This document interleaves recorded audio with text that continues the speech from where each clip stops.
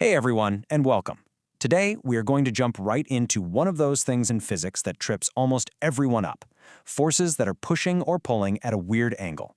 Stick with me, because by the end of this, you're going to have a powerful step-by-step toolkit to nail these problems every single time. You know that feeling, right? You're looking at a physics problem, F equals ma, but you just feel stuck.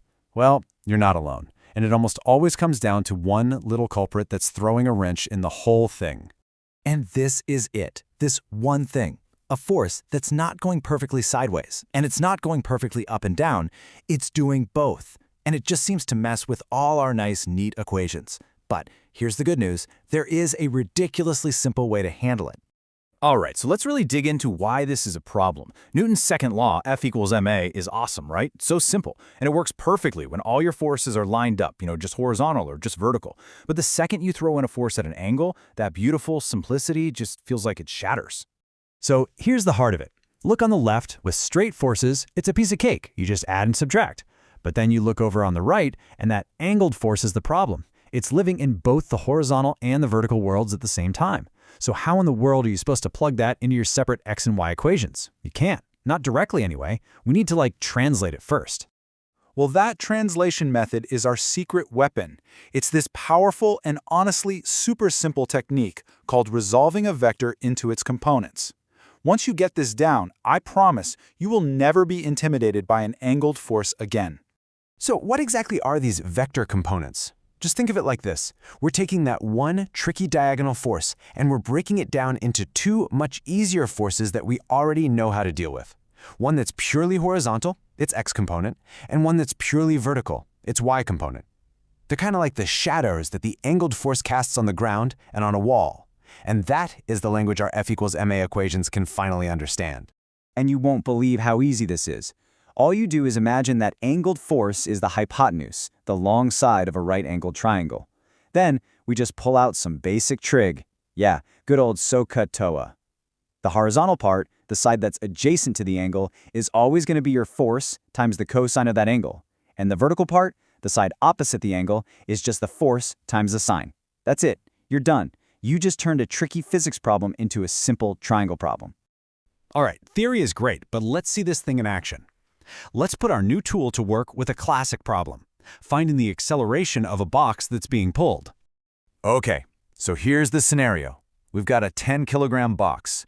Someone's pulling a rope with 120 newtons of tension, but it's at a 30-degree angle. And to make it interesting, the floor is fighting back with 80 newtons of friction. Our one and only goal, figure out how fast this box accelerates horizontally. Now here's the absolute key to this whole thing. You have to split the world into two separate problems. Let's only look at the horizontal, the x dimension first. So the rope is pulling forward with its horizontal shadow. That's our 120 times cosine of 30, which works out to about 103.9 newtons. Friction is pulling backward with 80 newtons, so the total net force is just the difference, right?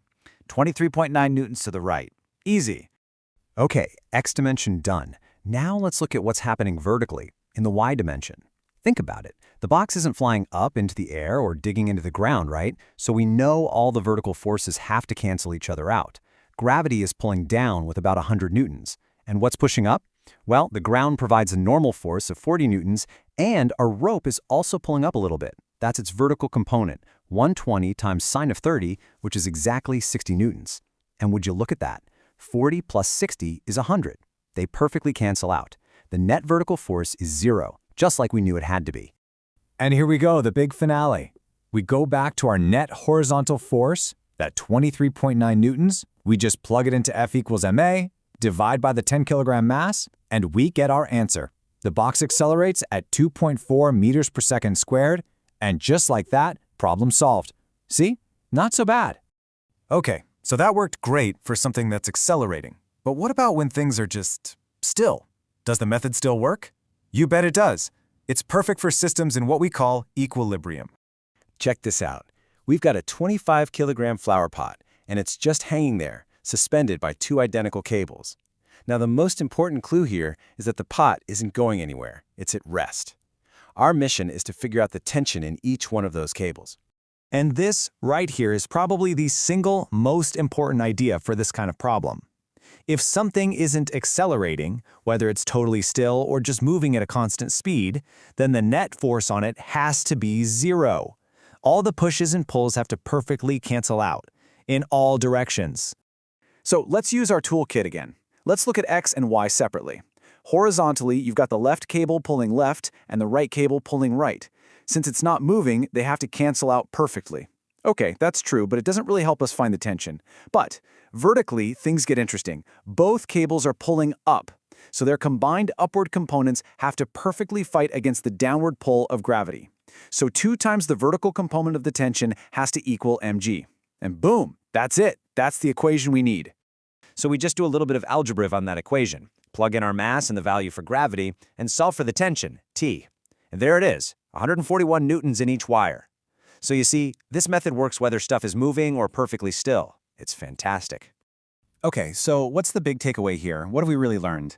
It's not just about solving these 2 little problems. What you've actually done is build yourself a universal toolkit that you can use on pretty much any forces problem they throw at you. And get this, it's not just for finding acceleration.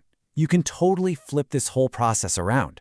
If you know how something is moving and you're trying to figure out a mystery force, like friction, you can use these exact same steps to solve for it. It's a true multi-purpose tool. So let's lock this in. This is your 6-step never-fail roadmap. 1. Draw it. Get all the forces on the page. 2. Pick your axes, usually just horizontal and vertical.